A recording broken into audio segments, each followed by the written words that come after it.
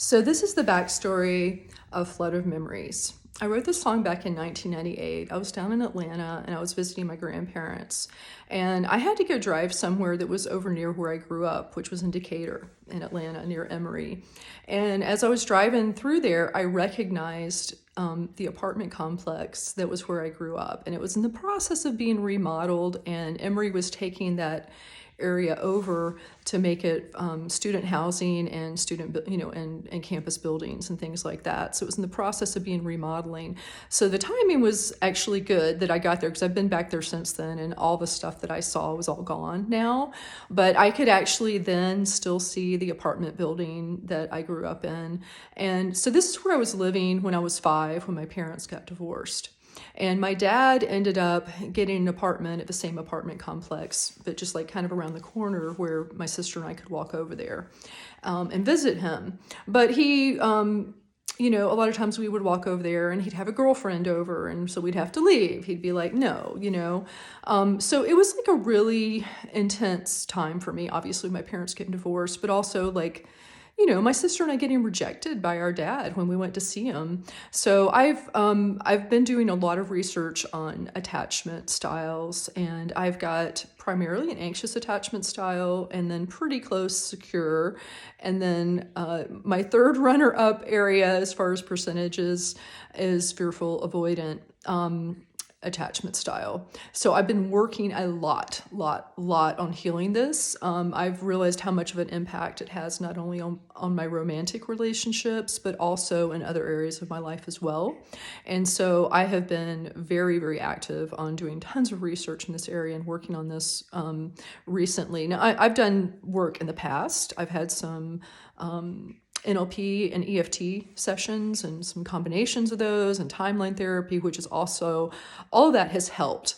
But I'm still trying to heal the last of this stuff. So I'm working on it. I will be sharing a lot more on that in the summit for healingyourheartandsoul.com. So if you haven't been to the site yet, make sure you go to the site. You can see the backstories for all the songs there, and which you probably, if you're seeing this, you probably have seen the site, but make sure you opt in to the email address if you want to find out about the summit, because I will be sending out information on the summit when we have more details. It'll be sometime in late March that we'll be having the summit, and a lot of amazing speakers that do incredible work on healing attachment issues, healing childhood trauma, wounds, and helping you learn how to come up with different strategies for helping heal your nervous system, self-soothing, all sorts of amazing modalities that can help with healing.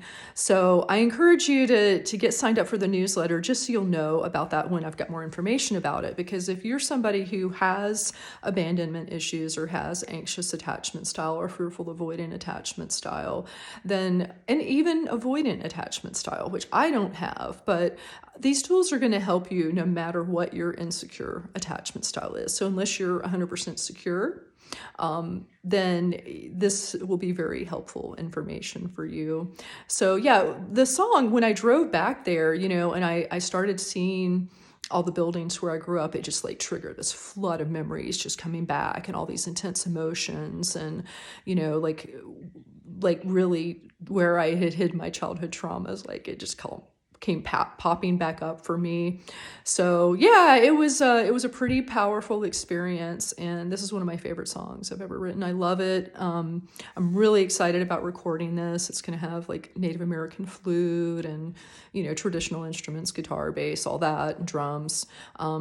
But there's parts of the song where it's going to be really quiet, and parts of the song where it's going to be really rocking out, and hopefully that came across in the way I sang the song with the dynamics of the song, and you could kind of feel that. So anyhow, thank you so much for watching this video, and I hope you're enjoying this series. And if you are, please share it with your friends maybe you've got friends that have anxiety issues, have anxious attachment style, or childhood abandonment issues, and this might be helpful for them as well. So if so, please share the site with them so that they can enjoy this as well, and hopefully grow from it. So that's the whole purpose, is helping people with self-reflection and personal growth. And I'm hoping that me sharing my journey and my lessons are going to help other people as well. So that's why I'm doing this.